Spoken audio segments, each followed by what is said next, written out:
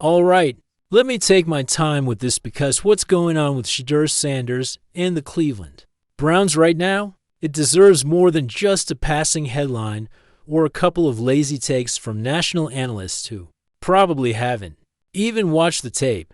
This story, this situation, it's layered, it's complex. It's about more than just depth charts or rookie evaluations. What I'm seeing unfold right now in Bria is a full-blown identity conflict between the way things have always been done in the NFL and the way things are changing right in front of us. Now listen, I've been following Shedeur Sanders closely, not just from his time at Colorado, not just the Deion Sanders connection, but the actual football, the mechanics, the film study, the mental processing, the leadership, and what he's doing in minicamp. It's not just some feel-good rookie story, it's high-level quarterback play, elite execution, and I don't say that lightly. 5 open media sessions, 5 chances to see the guy in real time, under pressure, in front of cameras, surrounded by NFL talent. And here's what he did. 41 completions on 51 attempts, 9 touchdowns, just 1 interception, and an absolutely ridiculous 77% completion rate. That's not just good for a rookie. That's better than most veterans kind of good. That's the kind of efficiency that gets coaches whispering in meetings and scouts quietly updating their depth chart notes.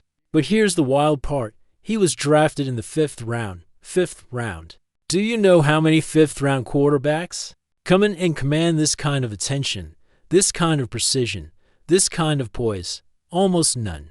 And yet, instead of headlines, instead of praise, instead of Shedeur mania sweeping through Browns Nation, we get crickets. Maybe a half smile from a coach, a quick compliment on his footwork. Then they pivot. Let's talk about Dillon Gabriel's upside. Let's focus on Joe Flacco's leadership. Let's downplay what's really happening right in front of our eyes. So, please take 2 seconds to hit the subscribe button, like the video, and leave your thoughts in the comments. Thank you for your support, and I've got to ask, why? Because if a first-rounder, say someone out of Alabama, USC, or Ohio State came in and put up those numbers, ESPN would have built a countdown clock. FS1 would have a daily segment. People would be calling him the future. But with Shedeur, there's this bizarre, almost nervous silence, and I don't think it's because of his game. I think it's because of his name. Because his last name is Sanders. His dad, Deion, prime time, the Hall of Famer, the man who turned the NFL into theater, who brought flash and charisma and didn't just ask for attention, he demanded it. And now he's doing it again at Colorado, running the show, changing the rules, challenging the old systems in college football. So when Shedeur walks into Cleveland with that same self-confidence, unapologetic, unbothered, and unbelievably locked in, it rattles people, even if they won't admit it. You can see it in how they react. The compliments are vague, the praise is generic, and the reps with the first team, they're guarded like a secret treasure.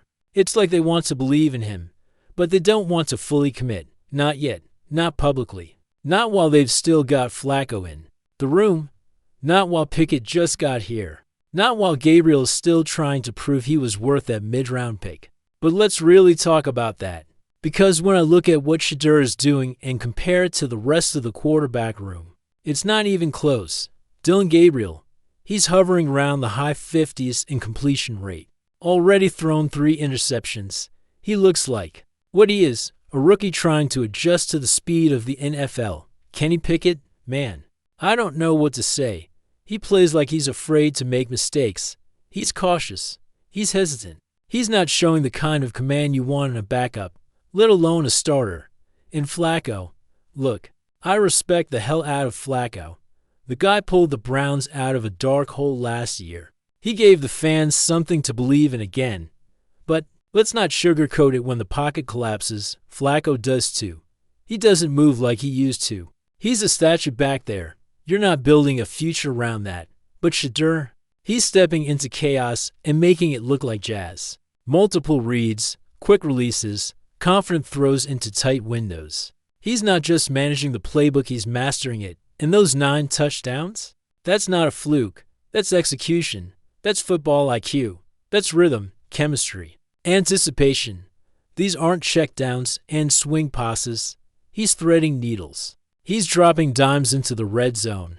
He's hitting go routes and comeback routes like he's been here for 5 years. So again, why isn't anyone saying it out loud? Because admitting it means confronting something uncomfortable.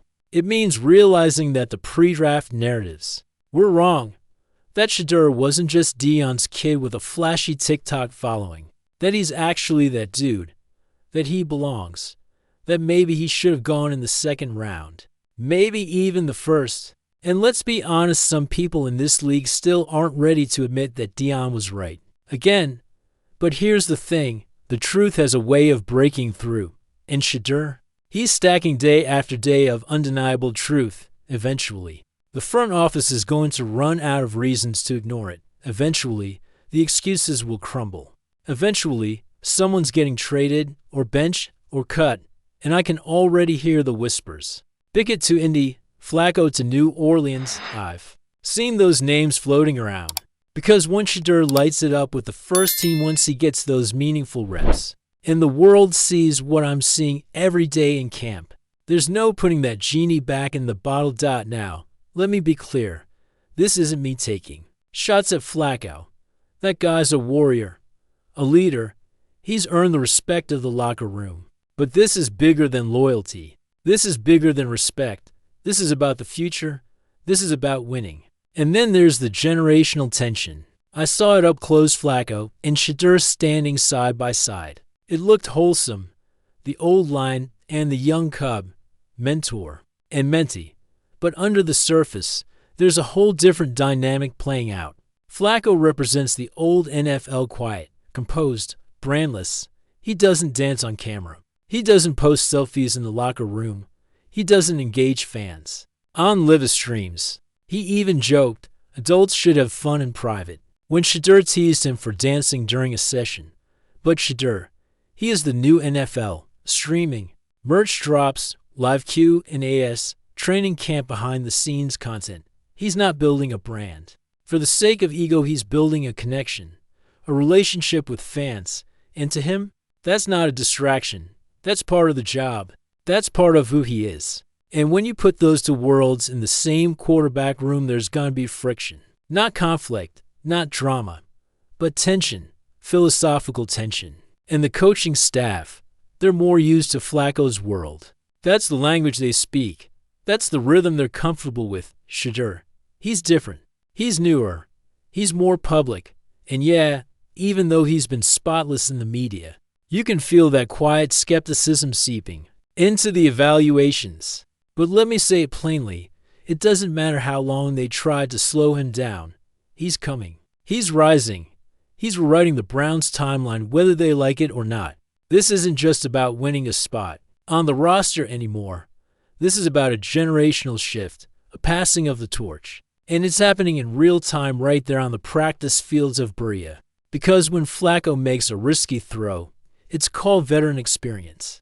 When Shedeur makes the exact same play, it's rookie arrogance. Flacco takes a sack, and it's just shaking off some rust. Shedeur does it. He's got poor pocket awareness. I see the double standard, and I'm calling it out. Because this isn't just a quarterback competition, it's a cultural collision. A story of legacy, leadership, mentorship, and a young QB trying to claim what he's already earned. Shedeur isn't asking for handouts. He's earning every inch, every throw, every rep. And if you're paying attention, you already know he's the future. And the future, it's coming faster than anyone expected. So, this league is defined by transitions. You get one right, you might just build a dynasty. But you screw it up, you fumble your future. Plain and simple. So before we dive into the chaos, take a second, smash that subscribe button, like the video if you're feeling what I'm saying, and drop your thoughts in the comments. I read every one of them. Your voice matters here. Now let me take you back a couple weeks. Enter Colin Cowherd, loud, bold, and completely unapologetic like a bullhorn in a monastery. Just 2 weeks into minicamp, and he drops a bomb that echoed across Berea. The Browns accidentally landed a star, according to Cowherd. Cleveland was actually targeting Dylan Gabriel, and they kind of stumbled into Shedeur Sanders.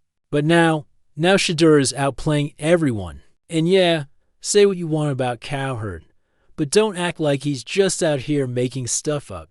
The guy has sources. He doubled down and said his contacts around the league were buzzing about how sharp Shedeur looked even behind closed doors.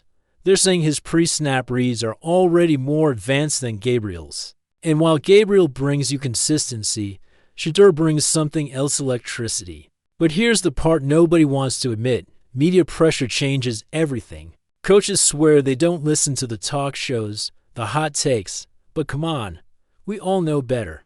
These narratives sell jerseys, they sell tickets, they change the vibe inside a locker room. So when someone like Cowherd starts saying Shedeur is the best QB in camp, local reporters have to respond.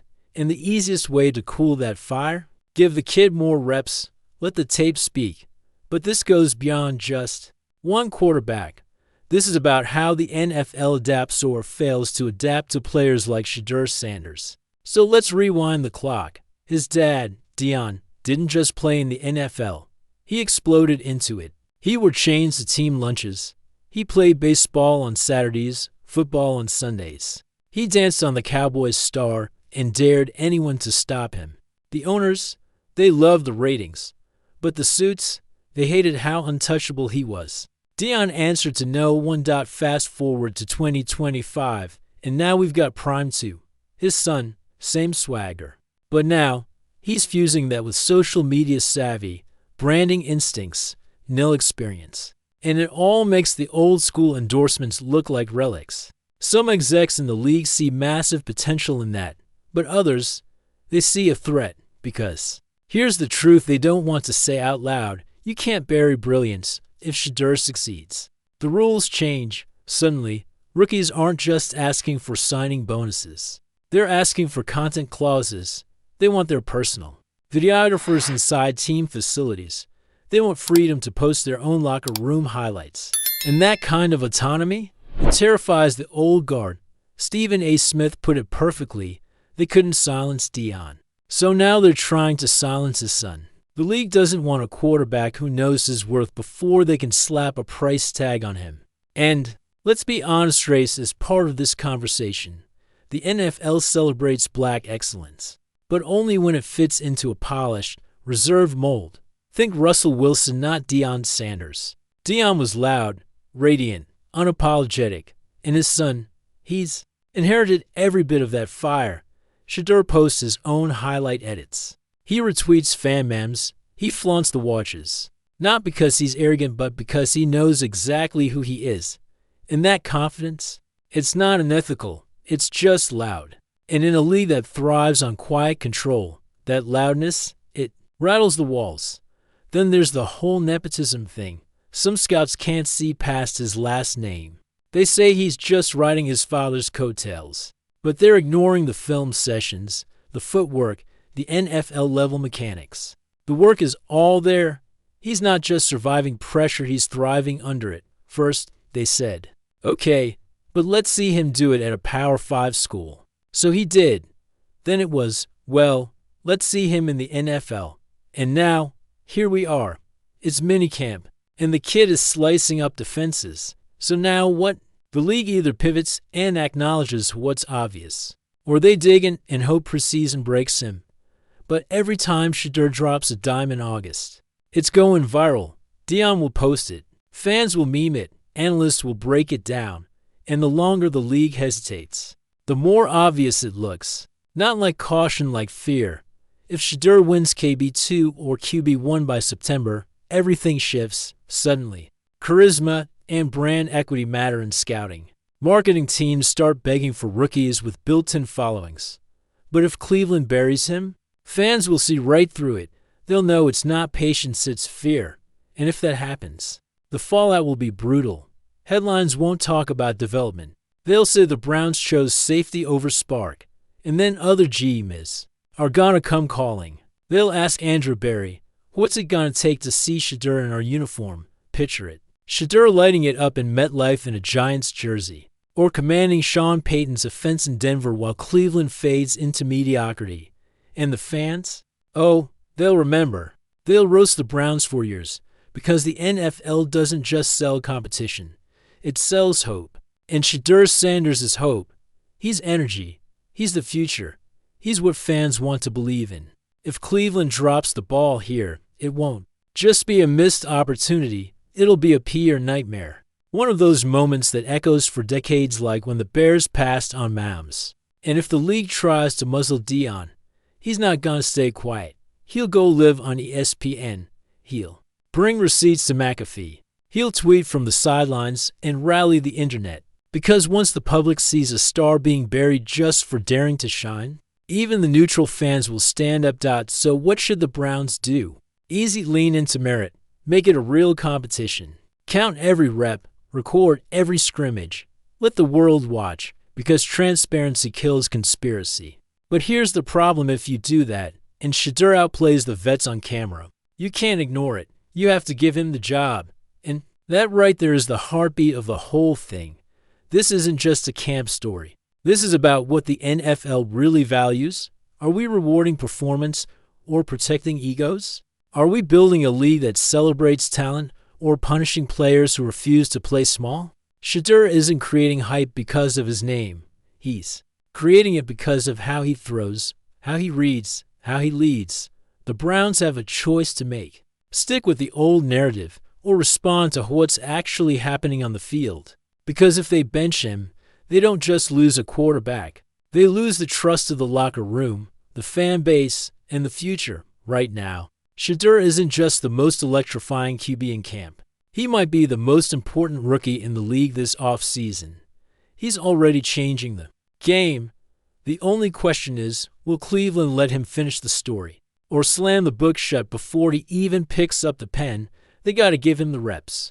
They got to give him the shot. Prime time may have been too loud for the old league, but they won't silence his son. Not for long. And here's the kicker. Shedeur didn't show up in Cleveland with bitterness. He came in with belief. That's the twist nobody saw coming. After being passed over on draft day after Cleveland chose Dillon Gabriel over him, he didn't flinch. He stood tall behind Gabriel, Pickett, and Flacco. He didn't pout. He went to work. And now, his presence is electric. He even said it himself on his YouTube channel. It's lit, talking about that QB room. He's not the starter. He's not even the second string. But he's playing the long game, soaking up knowledge, absorbing every NFL rep like a sponge. He knows his moment is coming. Maybe not today, but soon. So what do you think? Is he being underestimated, or are the doubts real? If you were Kevin Stefanski, what would you do? Let me know in the comments. And if you want more of this raw, real behind the scenes insight, hit that subscribe button and turn on those notifications. Because in Cleveland, just when you think the off-season's quieting down, something flips. And suddenly, it's not just about Deshaun's injuries anymore. It's about a movement. It's about a rookie shaking the foundation. Thanks for riding with me. See you next time.